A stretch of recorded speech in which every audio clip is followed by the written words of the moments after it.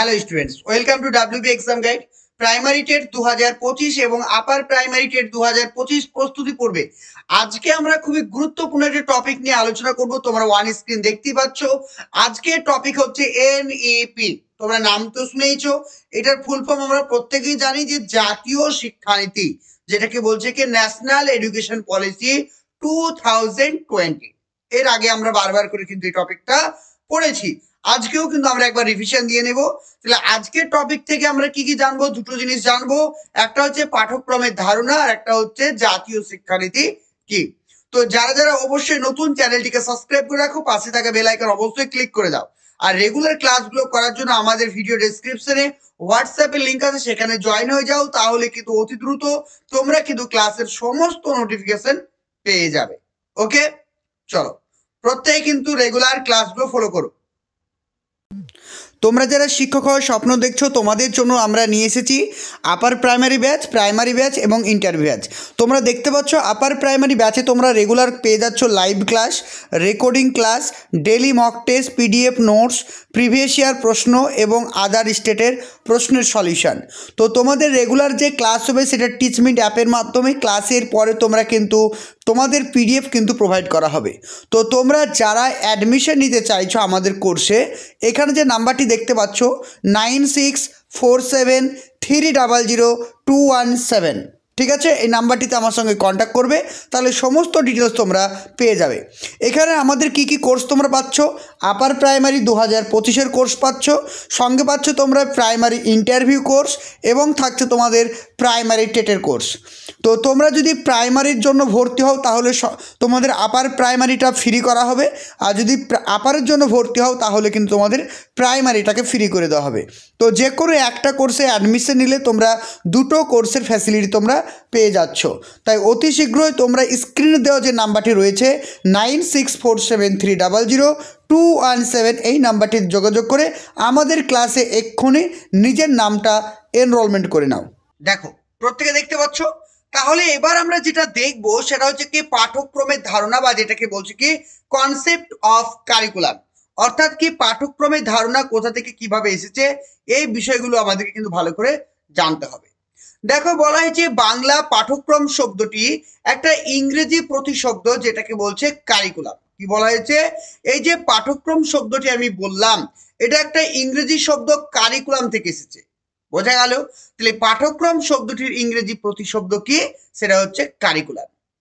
ওকে, ইংরেজি এই কারিকুলাম শব্দটি কোথা থেকে উৎপত্তি হয়েছে? এই ইংরেজি এই কারিকুলাম শব্দটি উৎপত্তি হয়েছে একটা ল্যাটিন শব্দ, যেটা হচ্ছে কি কারিকুয়ের। ওকে, তাহলে এটা মাথায় রাখবে, ল্যাটিন শব্দ কারিকুয়ের থেকে কিন্তু এই কারিকুলাম শব্দটি এসেছে। আর এই কারিকুয়ের শব্দটির অর্থ হচ্ছে কি রান বা দৌড়ানো। এটার মানেটা কি? এটার বাংলা মানে অর্থ হচ্ছে কি রান। তাহলে একটা জিনিস ভালো করে বোঝো, এই যে পাঠ্যক্রম কথাটি ইংরেজি প্রতিশব্দ হচ্ছে কারিকুলাম, আর এই কারিকুলাম ইংরেজি প্রতিশব্দটি এসেছে একটা ল্যাটিন শব্দ থেকে কারিকুয়ের। আর এই কারিকুয়ের শব্দটির অর্থ হচ্ছে কি রান বা দৌড়ানো। তাই উৎপত্তিগতভাবে বা ব্যাৎপত্তিগতভাবে এই কারিকুলাম শব্দটির অর্থ হচ্ছে দৌড়াবার জন্য নির্দিষ্ট পথ। বোঝা গেল? তাহলে একটা জিনিস ভালো করে মাথায় রাখো, এই লাইনটা ইম্পর্টেন্ট, যে বলা হয়েছে। তাহলে আমরা দেখতে পেলাম এই কারিকুলাম শব্দটির আক্ষরিক অর্থ কি। কারিকুলাম শব্দটির আক্ষরিক অর্থ হচ্ছে যে দৌড়াবার জন্য একটা নির্দিষ্ট পথ বা একটা ট্র্যাক। আমরা নিশ্চয়ই স্কুলে যে দৌড় প্রতিযোগিতা করি, আমরা যে স্কুলে তোমাদের যে দৌড় প্রতিযোগিতা করি, এরকম দৌড়ানোর জন্য তোমরা ট্র্যাক নিশ্চয়ই দেখেছো কিনা বলো? এই একটা ধরো ট্র্যাক, তোমাদেরকে দেখিয়ে দিই। এই ধরো একটা ট্র্যাক। ওকে, এক মিনিট।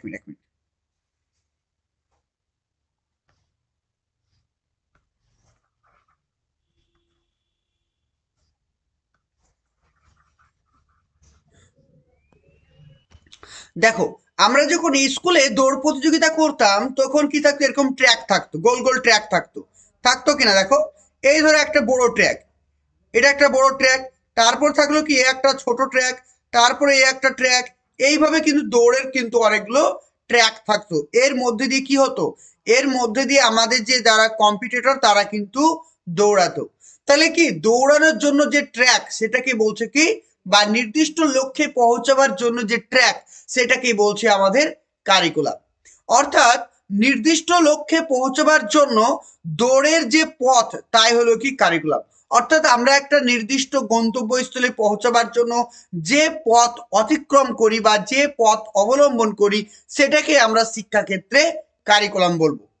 অর্থাৎ শিক্ষাক্ষেত্রে প্রথম যখন কারিকুলাম শব্দটি ব্যবহার করা হয়, যখন শিক্ষাক্ষেত্রে কারিকুলাম শব্দটি ব্যবহার করা হয় তখন শিক্ষাকে দৌড়ের সঙ্গে তুলনা করা হয়েছিল। ইম্পর্টেন্ট, ঠিক আছে, মাথায় রাখবে। তাহলে যখন কিন্তু আমাদের শিক্ষাক্ষেত্রে এই কারিকুলাম শব্দটিকে ব্যবহার করা হয়েছিল তখন তখন কারিকুলাম কথাটির অর্থ কি ছিল? রান বা দৌড়ানো, অর্থাৎ দৌড়ানোর সঙ্গে কিন্তু এটাকে তুলনা করা হয়। শিক্ষাক্ষেত্রে শিক্ষার্থীর প্রধান কাজ কি? তাহলে আমাদের যে এডুকেশন সিস্টেম রয়েছে সেই এডুকেশন সিস্টেমে একজন শিক্ষার্থীর প্রধান কাজ বা দায়িত্ব কি হবে? তার প্রধান কাজ বা দায়িত্ব হবে নির্দিষ্ট পথে অগ্রসর হয়ে শিক্ষার মূল লক্ষ্যে উপনীত হওয়া, অর্থাৎ নির্দিষ্ট পথ ধরে তার গন্তব্য স্থলে যাওয়া, তাই তো? তাহলে আমরা যদি ধরো কোনো টুরিস্ট হই, আমরা ধরো কোনো জায়গায় ঘুরতে যাব, তাহলে আমার প্রধান কাজ কি? প্রধান কাজ হচ্ছে নির্দিষ্ট পথকে অবলম্বন করে আমার গন্তব্যস্থলে যাওয়া। তাহলে একজন শিক্ষক বা একজন গাইডারের কাজ কি? একজন শিক্ষক বা গাইডারের কাজ হচ্ছে ওই শিক্ষার্থীকে সঠিক লক্ষ্যে পৌঁছাবার জন্য তাকে ফেসিলিয়েট করা বা সাহায্য করা। তাহলে একটা জিনিস তোমরা মাথায় রাখো যে শিক্ষার্থীরা নিজেরাই কিন্তু তাদের নির্দিষ্ট পথকে অবলম্বন করে নির্দিষ্ট গন্তব্যস্থলের দিকে এগিয়ে যাবে। কিন্তু একজন শিক্ষকের কাজ কি হবে? একজন শিক্ষকের কাজ হবে সে যাতে অতি সহজে কোনো রকম প্রবলেম ছাড়াই বা যদিও কোনো সে প্রবলেমে পড়ে সেই প্রবলেমগুলোকে দূর করে তার নির্দিষ্ট গন্তব্যস্থলে পৌঁছে দিতে সাহায্য করাই হচ্ছে একজন শিক্ষকের কাজ। অর্থাৎ একজন শিক্ষক ঠিক আছে, অ্যাক্ট অ্যাজ এ কি হিসাবে কাজ করবে বলো? একদম, তাহলে সে কিন্তু কাজ করবে ফেসিলেটর, ঠিক আছে, সে কিন্তু কাজ করবে ফেসিলেটর হিসাবে কাজ করবে। এই কথাটা তোমাকে ভালো করে মাথায় রাখতে হবে। ক্লিয়ার সবার? গুড।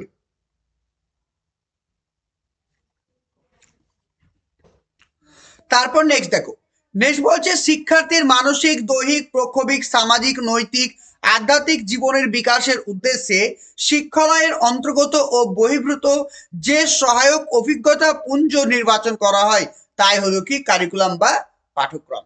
তাহলে পাঠ্যক্রম জিনিসটা কি বা পাঠ্যক্রম কাকে বলে এই জিনিসটা আমাকে জানতে হবে। তাহলে পাঠ্যক্রম কি বা কাকে বলে? পাঠ্যক্রম হচ্ছে শিক্ষার্থীর মানসিক, পাঠ্যক্রমটা কি?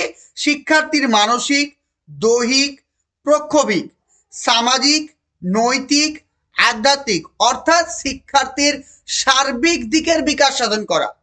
তাহলে পাঠ্যক্রমটা কি? পাঠ্যক্রমটা একটা ব্যাপক অর্থে ব্যবহার করা হয়, নট এ সংকীর্ণ অর্থ। তাহলে পাঠ্যক্রম বা কারিকুলামটা হচ্ছে একটা লার্জ মানে এরিয়া, ঠিক আছে, অর্থাৎ পাঠ্যক্রমটা একটা ব্যাপক অর্থে ব্যবহার করা হয়, শুধুমাত্র স্কুলের মধ্যে সীমাবদ্ধ নয়।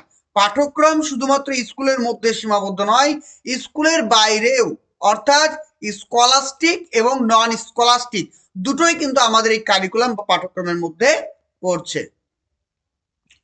তারপর দেখো বলছে আধুনিক ধারণা অনুযায়ী পাঠ্যক্রমের কি কি বৈশিষ্ট্য থাকবে।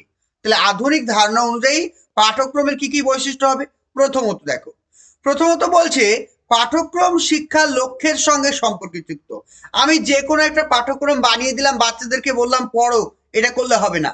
তাহলে পাঠ্যক্রম কি হবে? পাঠ্যক্রম হবে শিক্ষার্থীর লক্ষ্য, আমি কোন লক্ষ্যে যেতে চাইছি, আমার গন্তব্যস্থলটা কি, সেই দিকে লক্ষ্য রেখে কিন্তু আমাকে পাঠ্যক্রমকে নির্বাচন করতে হবে। তাহলে আধুনিক শিক্ষার লক্ষ্য কি? আধুনিক শিক্ষার লক্ষ্য হচ্ছে ব্যক্তি সত্তার সর্বাঙ্গীন বিকাশ সাধন করা, অর্থাৎ শিক্ষার্থীর অলরাউন্ড ডেভেলপমেন্ট। কি বলা হয়েছে? অলরাউন্ড ডেভেলপমেন্ট, মনে থাকবে। তাহলে এখন বর্তমানে আধুনিক শিক্ষার প্রধান লক্ষ্য কি? অলরাউন্ড ডেভেলপমেন্ট করা হচ্ছে আধুনিক শিক্ষার লক্ষ্য। চলো দ্বিতীয়ত দেখো, দ্বিতীয়ত বলা হয়েছে ব্যক্তি জীবনের সার্বিক বিকাশ কেবলমাত্র বৌদ্ধিক বিকাশের মধ্যে সীমাবদ্ধ নয়, বৌদ্ধিক বিকাশ মানে যেটা আমরা পুঁথিগত জ্ঞান অর্জন করি বই পড়ে, যে একজন শিক্ষার্থীর সার্বিক বা অলরাউন্ড ডেভেলপমেন্ট করতে চাইলে যে তাকে আমি বই পড়াবো, কিতাব পড়াবো, এর মাধ্যমে যে তার বিকাশ ঘটবে এমনটা নয়। তার খেলাধুলা, নৈতিক, ঠিক আছে, সমস্ত দিকের তাকে বিকাশ সাধন করাতে হবে। অর্থাৎ পাঠ্যক্রমের মধ্যে জ্ঞানমূলক বিষয়ও থাকবে, অর্থাৎ নলেজ অফ সাবজেক্ট থাকবে, এছাড়াও অন্যান্য অভিজ্ঞতা থাকাও কিন্তু তার বাঞ্ছনীয়। এই কথাটা মাথায় রাখতে হবে। তারপর চলে আসে তৃতীয়ত বলা হয়েছে আধুনিক অর্থে পাঠ্যক্রমের মধ্যে যে অভিজ্ঞতাগুলিকে অন্তর্ভুক্ত করা হয় সেই সব অভিজ্ঞতার সবগুলি শ্রেণীকক্ষের মধ্যে সীমাবদ্ধ দেওয়া সম্ভব নয়। তাহলে একজন শিক্ষার্থীর যদি আমি অলরাউন্ড ডেভেলপমেন্ট করতে চাই বা সার্বিক বিকাশ ঘটাতে চাই, সেক্ষেত্রে একজন শিক্ষকের পক্ষে কখনোই সম্ভব নয় যে তার স্কুলের চার দেওয়ালের যে অভিজ্ঞতা সেগুলির মাধ্যমে শিক্ষার্থীর সার্বিক বিকাশ সাধন করা। তাহলে শিক্ষার্থীর সার্বিক বিকাশ সাধন করতে গেলে পাঠ্যক্রম কি রাখতে হবে? পাঠ্যক্রমকে হতে হবে শ্রেণীকক্ষের মধ্যে এবং শ্রেণীকক্ষের বাইরের অভিজ্ঞতা সমূহ। এই কথাটা মাথায় রেখো। তারপরে বলছে কি পাঠ্যক্রমের ধারণাটা কি? পাঠ্যক্রমের ধারণা হচ্ছে যেটা একটা গতিশীল ধারণা, অর্থাৎ প্রতিনিয়ত চেঞ্জ হয়। অর্থাৎ আজকের কারিকুলাম বা পাঠ্যক্রম একরকম রয়েছে, কালকের সিলেবাস কিন্তু আর এক রকম হবে।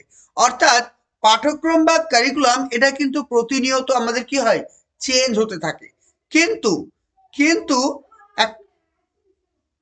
তাহলে কি বললাম, পাঠ্যক্রমটা কি? পাঠ্যক্রমটা একটা ডাইনামিক, প্রতিনিয়ত কিন্তু চেঞ্জ হতে থাকে, কিন্তু এটা কিন্তু স্টেবল নয় বা স্টেবিলিটি নয় বা স্থায়িত্ব নয়, এটা কিন্তু ডাইনামিক। এই কথাটা ভালো করে মাথায় রেখো তোমরা। তারপর 5 নাম্বার বলছে পাঠ্যক্রম সংক্রান্ত এই ধারণার যেমন একটি তাত্ত্বিক বা থিওরিটিক্যাল ভিত্তি আছে, ঠিক তেমনি ব্যবহারিক বা প্র্যাকটিক্যাল উপযোগিতাও রয়েছে। তাহলে শিক্ষার্থীর যে কারিকুলাম বা শিক্ষার্থীর যে পাঠ্যক্রম সেটা কি হবে? অবশ্যই সেটা কি হবে? প্র্যাকটিক্যাল। কি হবে? প্র্যাকটিক্যাল হবে এবং থিওরিটিক্যাল। ঠিক আছে, কি হবে? থিওরিটিক্যাল হবে। কিন্তু এই কথাটা ভালো করে মাথায় রাখবে, শুধুমাত্র বই পড়ে কিন্তু জ্ঞান অর্জন করলে হবে না, তাকে বাস্তব জীবনে সেটাকে প্রয়োগ করতে শিখতে হবে। যে আমি পড়ে চলে আসলাম কিন্তু বাস্তবে প্রয়োগ করতে পারছি না, সেটা কিন্তু করলে হবে না। তাহলে একটা আদর্শ পাঠ্যক্রমের বৈশিষ্ট্য হবে কি? সেটা হবে থিওরিটিক্যাল এবং প্র্যাকটিক্যাল। ওকে। 6 নম্বর বা ষষ্ঠ দেখো, পাঠ্যক্রমের অন্তর্গত অভিজ্ঞতাগুলি পরস্পরের সঙ্গে সম্পর্কযুক্ত অবস্থায় থাকে, মানে একটা কন্টেন্ট আর একটা কন্টেন্টের সঙ্গে কিন্তু ইন্টিগ্রেটেড। তাহলে একটা কথা মাথায় রাখবে, পাঠ্যক্রমের অন্তর্গত যে বিষয়বস্তুগুলো রয়েছে বা যে অভিজ্ঞতাগুলো রয়েছে সেগুলো কি? সেগুলো একটার সঙ্গে আর একটা কিন্তু সম্পর্কিত, তারা কিন্তু সেপারেট নয় বা তারা কিন্তু আইসোলেট নয়, তারা কি ইন্টিগ্রেটেড। এই কথাটা মাথায় রাখবে, কি বললাম? ইন্টিগ্রেটেড। তাহলে পাঠ্যক্রমটা কি বা কারিকুলাম কি? Curriculum is the integrated system of experience. অর্থাৎ আমাদের যে পাঠ্যক্রম রয়েছে সে পাঠ্যক্রমটা কি? বিভিন্ন অভিজ্ঞতার সমূহ। তাহলে প্রত্যেকটা অভিজ্ঞতা কিন্তু আলাদা আলাদা নয়, প্রত্যেকটা অভিজ্ঞতা কিন্তু একটার সঙ্গে আর একটা কিন্তু সম্পর্কিত। যেমন ধরো আমি তোমাকে পড়াচ্ছি, ধরো কি পড়াচ্ছি বলতো? ইতিহাসের বই পড়াচ্ছি, ইতিহাসের কারিকুলাম রয়েছে, কিন্তু দেখা গেল ইতিহাসের একটা চ্যাপ্টার পড়ানোর পরে দেখছি আমি ধরো এখানে তোমার চলে এসছে, ফিজিক্সের কোনো চ্যাপ্টার চলে এসছে। এমনটা করলে হবে না, কি করতে হবে? একটার সঙ্গে আর একটা সম্পর্ক রয়েছে এমন কিছু কিন্তু এখানে রাখতে হবে। বোঝা গেল? এমন জিনিস কিন্তু এখানে তোমাকে অন্তর্ভুক্ত করতে হবে, খাপ ছাড়া কিন্তু কোনো কিছু রাখলে হবে না। এই জিনিসটা মাথায় রাখতে হবে। তোমরা যারা শিক্ষক হওয়ার স্বপ্ন দেখছো তোমাদের জন্য আমরা নিয়ে এসেছি আপার প্রাইমারি ব্যাচ এবং ইন্টার ব্যাচ। তোমরা দেখতে পাচ্ছ আপার প্রাইমারি ব্যাচে তোমরা রেগুলার পেয়ে যাচ্ছ live class, recording class, daily mock test, PDF notes, previous year প্রশ্ন এবং আদার স্টেটের প্রশ্নের সলিউশন। তো তোমাদের রেগুলার যে ক্লাস হবে সেটা টিচমিট অ্যাপের মাধ্যমে, ক্লাসের পরে তোমরা কিন্তু তোমাদের পিডিএফ কিন্তু প্রোভাইড করা হবে। তো তোমরা যারা অ্যাডমিশন নিতে চাইছো আমাদের কোর্সে, এখানে যে নাম্বারটি দেখতে পাচ্ছ 9647300217, ঠিক আছে, এই নাম্বারটিতে আমার সঙ্গে কন্ট্যাক্ট করবে, তাহলে সমস্ত ডিটেলস তোমরা পেয়ে যাবে। এখানে আমাদের কি কি কোর্স তোমরা পাচ্ছ, আপার প্রাইমারি 2025-এর কোর্স পাচ্ছ, সঙ্গে পাচ্ছ তোমরা প্রাইমারি ইন্টারভিউ কোর্স এবং থাকছে তোমাদের প্রাইমারি টেটের কোর্স। তো তোমরা যদি প্রাইমারির জন্য ভর্তি হও তাহলে তোমাদের আপার প্রাইমারিটা ফ্রি করা হবে, আর যদি আপারের জন্য ভর্তি হও তাহলে কিন্তু তোমাদের প্রাইমারিটাকে ফ্রি করে দেওয়া হবে। তো যে কোনো একটা কোর্সে অ্যাডমিশন নিলে তোমরা দুটো কোর্সের ফ্যাসিলিটি তোমরা পেয়ে যাচ্ছ। তাই অতি শীঘ্রই তোমরা স্ক্রিনে দেওয়া যে নাম্বারটি রয়েছে 9647300217 এই নাম্বারটিতে যোগাযোগ করে আমাদের ক্লাসে এক্ষুনি নিজের নামটা এনরোলমেন্ট করে নাও। তারপর নেক্সট দেখো, তারপরে এবার আমরা যেটা জানবো সেটা হচ্ছে কি, দেখো বলছে উদ্দেশ্য, বিষয়বস্তু, পদ্ধতি এবং মূল্যায়ন, এই চারটি উপাদানের সমর্থক সমন্বয়ে যে কর্মসূচি রচনা করা হয় তাকে বলছে পাঠ্যক্রম। তাহলে পাঠ্যক্রমের মূল ভিত্তিগুলো কি কি, এটা কথা মাথায় রাখো। তাহলে পাঠ্যক্রমের পিলারগুলো কি কি বা পাঠ্যক্রমের মূল ভিত্তিগুলো কি কি। পাঠ্যক্রমের মূল ভিত্তি হচ্ছে একটা হচ্ছে কি অবজেক্টিভস, উদ্দেশ্য থাকতে হবে। তাহলে আমি কোন ক্লাসের জন্য, কোন বাচ্চাদের জন্য পাঠ্যক্রম নির্বাচন করছি বা তার কি উদ্দেশ্য রয়েছে সেটা কিন্তু মাথায় রাখতে হবে। এবং কি রাখতে হবে, বিষয়বস্তু। আমি উদ্দেশ্য মাথায় রাখলাম ঠিকই, কিন্তু বিষয়বস্তু আমি ভুলভাল দিলাম, এটা করলে হবে না। তাহলে প্রথমত তোমাকে উদ্দেশ্য রাখতে হবে, দ্বিতীয়ত হচ্ছে কি বিষয়বস্তু রাখতে হবে, আর তৃতীয়ত হচ্ছে তোমাকে পড়ানোর টিচিং অফ মেথড। আমার বিষয়বস্তু ভালো, আমার কন্টেন্ট ভালো, কিন্তু আমার পড়ানোর টিচিং মেথডটাই ভালো না, আমার পড়ানোর পদ্ধতিটাই ভালো না, তাহলে কিন্তু আলটিমেটলি আমি যে চাইছি সেটা কিন্তু জিরো হবে, তার ফলাফলটা কি হবে, জিরো হবে। এবং শেষ মুহূর্তে আমাকে কি করতে হবে, যে বাচ্চারা কতটা শিখতে পারলো বা পাঠ্যক্রমে কোনো ভুল ত্রুটি রয়েছে কিনা তার জন্য আমাকে একটা মূল্যায়ন পর্ব রাখতে হবে। তো এই চারটে বিষয়বস্তু কিন্তু আমাকে ভালো করে মাথায় রাখতে, বা চারটে প্লার, ওই স্তম্ভ কিন্তু মাথায় রাখতে হবে পাঠ্যক্রমের। কি কি, একটা হচ্ছে অবজেক্টিভস, 2 নম্বর হচ্ছে কন্টেন্ট, আর 3 নম্বর হচ্ছে টিচিং অফ মেথডস, আর 4 নম্বর হচ্ছে ইভালুয়েশন। ক্লিয়ার সবার? চলো এবার আমরা যেটা পড়বো সেটা হচ্ছে কি পাঠ্যক্রম, পাঠ্যসূচি এবং পাঠক্রম, এই তিনটে জিনিস। একটা ভালো করে দেখো, একটাকে বলছে কি পাঠ্যক্রম, একটাকে বলছে পাঠ্যসূচি, আর একটা হচ্ছে কি পাঠক্রম বা যেটাকে বলি যে স্কিম অফ লেসন। এই জিনিস তিনটে আমাকে ভালো করে জানতে হবে। প্রথমত যেটা জানবো সেটা হচ্ছে কি পাঠ্যক্রমটা কি। বলছে পাঠ্যক্রম হলো শিক্ষার লক্ষ্যে পৌঁছাবার একটা পন্থা। তাহলে পাঠ্যক্রমটা কি, পাঠ্যক্রম হলো শিক্ষার লক্ষ্যে পৌঁছাবার একটা কি পন্থা। অর্থাৎ কোনো একটা নির্দিষ্ট লক্ষ্যে আমি পৌঁছতে চাচ্ছি বা কোনো একটা নির্দিষ্ট লক্ষ্যে আমি যেতে চাইছি, তার জন্য কি দরকার, আমার একটা রাস্তা দরকার, আমার একটা ট্র্যাক দরকার। সেই রাস্তা বা ট্র্যাকটা হচ্ছে কি একটা পাঠ্যক্রম। তাহলে আধুনিক শিক্ষার লক্ষ্য হচ্ছে শিশুর সর্বাঙ্গীন বিকাশে সাহায্য করা, অর্থাৎ ওয়াল রাউন্ড ডেভেলপমেন্ট। তাহলে অলরাউন্ড ডেভেলপমেন্ট করাই হচ্ছে বর্তমানে আধুনিক শিক্ষার লক্ষ্য। পাঠ্যক্রম হলো সেই সমস্ত অভিজ্ঞতা বা কর্মসূচির সমন্বয় যা শিশুর সর্বাঙ্গীন বিকাশে সহযোগিতা করে। বারবার একটা কথাই বলছি যে পাঠ্যক্রম হতে হবে এমন একটা জিনিস যেটা শিক্ষার্থীর শুধু বৌদ্ধিক নয়, অর্থাৎ জ্ঞানমূলক নয়, শিক্ষার্থীর দৈহিক, মানসিক, সামাজিক, প্রক্ষোভিক, নৈতিক, আধ্যাত্মিক সমস্ত দিকের বিকাশ সাধন করতে পারে। এটাকে আমরা বলবো একটি পাঠ্যক্রম। পাঠ্যক্রমের ধারণাটি সামগ্রিকভাবে শিক্ষার ব্যাপক লক্ষ্যের সঙ্গে যুক্ত, যেটা আমি বারবার বলে আসছি। তাহলে পাঠ্যক্রমের ধারণাটা কি, পাঠ্যক্রমের ধারণাটা হচ্ছে একটা ব্যাপক অর্থে ব্যবহার করা হয়। কিন্তু ঠিক উল্টো দিকে এই যে সিলেবাস বা পাঠ্যসূচি, এটা বলতে আমরা সাধারণ অর্থে পাঠ্য বিষয়ের অন্তর্ভুক্ত উপাদানগুলিকে বোঝাই। অর্থাৎ আমাদের যে কারিকুলামের মধ্যে কি কি টপিক রয়েছে সেই টপিকগুলোকে আমরা কি বলবো, সিলেবাসের আন্ডারে নিয়ে আসবো। ঠিক আছে, তাহলে কি কি সিলেবাস রয়েছে সেই সিলেবাসগুলো আমরা দেখলাম। কি যেমন ধরো আমরা জানি যে আমাদের সিডিপির মধ্যে কি কি সিলেবাস আছে, একটা জানি কি গ্রোথ অ্যান্ড ডেভেলপমেন্ট, ম্যাচুরেশন, ঠিক আছে, মোরাল ডেভেলপমেন্ট, এগুলো যে পরপর সাজাচ্ছি এগুলোকে আমরা বলবো কি পাঠ্যসূচি। আর পাঠ্যসূচির ধারণটা কি, পাঠ্যসূচির ধারণটা একটা সংকীর্ণ ধারণা, অতটা কিন্তু ব্যাপক করতে ব্যবহার করা হয় না। তারপর নেক্সট বলছে বিষয়বস্তুর সাংগঠনিক প্রকৃতি এবং শিক্ষার্থীদের মানসিক বৈশিষ্ট্যের কথা চিন্তা করে শিক্ষক ওই পাঠ্যাংশগুলি কিভাবে পর্যায়ক্রমে পরিবেশন করবেন তা নির্ধারণ করেন। এইভাবে পাঠ্যাংশগুলিকে পরিবেশনের জন্য যে ক্রম রচনা করা হয় তাকে বলা হয় কি? শিক্ষা বিজ্ঞানের পাঠক্রম। তাহলে পাঠক্রমটা কি? ধরো এখানে এটা একটা বড় একটা জিনিস, এটা একটা বই। এই বইয়ের মধ্যে 10টা টপিক আছে। এগুলো প্রত্যেকটাকে আমরা কি বলবো? সিলেবাস বলবো। প্রত্যেকটা সিলেবাস বা কন্টেন্ট বলবো। আর এই কন্টেন্টগুলো আমি কখন কোনটা দেব, পরিবেশন কোনটা পড়াবো সেটা নির্ধারণ করছি, অর্থাৎ অ্যারেঞ্জমেন্ট করছি। সিলেবাসের আন্ডারে যে যে জিনিসগুলো রয়েছে সেগুলোকে আমি কি করছি? যেমন ধরো আমি একটা তোমাদেরকে কথা বলি, ঠিক আছে? ধরো এখানে আমি একটা বাড়ি তৈরি করলাম। আমি এখানে একটা কি করলাম? বাড়ি তৈরি করলাম। এই বাড়ির জানালা, ঠিক আছে? এটা একটা বাড়ির জানালা। এই হচ্ছে একটা বাড়ি, ওকে? এই একটা বাড়ি। এই পুরো বাড়িটা কি? পুরো বাড়িটা হচ্ছে একটা কারিকুলাম। কি বলা হয়? পুরো বাড়িটা হচ্ছে একটা কারিকুলাম। আর এই বাড়িটা তৈরি করতে কি কি লেগেছে? ইট লেগেছে, বালি লেগেছে, পাথর লেগেছে। এইগুলোকে আমরা কি বলবো? সিলেবাস। কি বলবো? সিলেবাস বলবো। এবার ইট, পাথর, বালি, সিমেন্ট কখন কিভাবে দেব বা কোনটা আগে দেব কোনটা পরে দেব, এটা যখন আমি নির্ধারণ করব সেটাকে আমি কি বলবো? স্কিম অফ লেসন বা পাঠক্রম, তাই তো? এটা হচ্ছে কথা। তাহলে প্রথমে আমি ইট গাঁথবো, তারপরে আমি ছাদ করব, তারপর আমি ঘরের দরজা জানলা বানাবো। অর্থাৎ দেখো একটার পর একটা আমি পরিবেশন করছি। এটাকে আমি কি বলবো? স্কিম অফ লেসন বা পাঠক্রম। বোঝা গেল? এবার আমরা যেটা জানবো সেটা হচ্ছে কি বিভিন্ন প্রকারের পাঠ্যক্রম।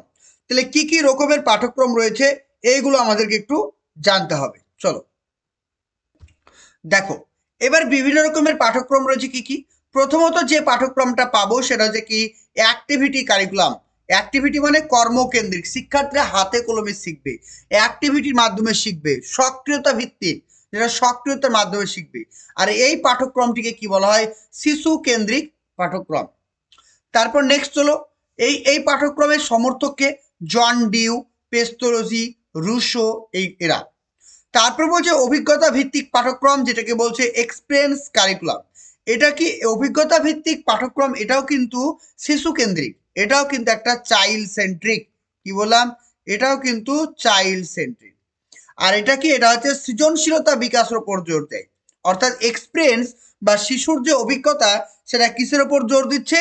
সৃজনশীলতা অর্থাৎ ক্রিয়েটিভিটির উপরে কিন্তু জোর দিচ্ছে। তারপর 3 নাম্বার দেখো, 3 নাম্বার বলছে গতানুগতিক পাঠ্যক্রম বা বিষয় কেন্দ্রিক পাঠ্যক্রম, যেটাকে বলছে traditional or subject centred curriculum. এটা খুবই কিন্তু মারাত্মক জিনিস। এটাকে কি বলা হয়? যেটা গতানুগতিক বা বিষয় কেন্দ্রিক পাঠ্যক্রম বা টেক্সট বুক সেন্ট্রিক পাঠ্যক্রম, সেটা কিন্তু একটা হচ্ছে কিসের উপর ভিত্তি করে বলতো?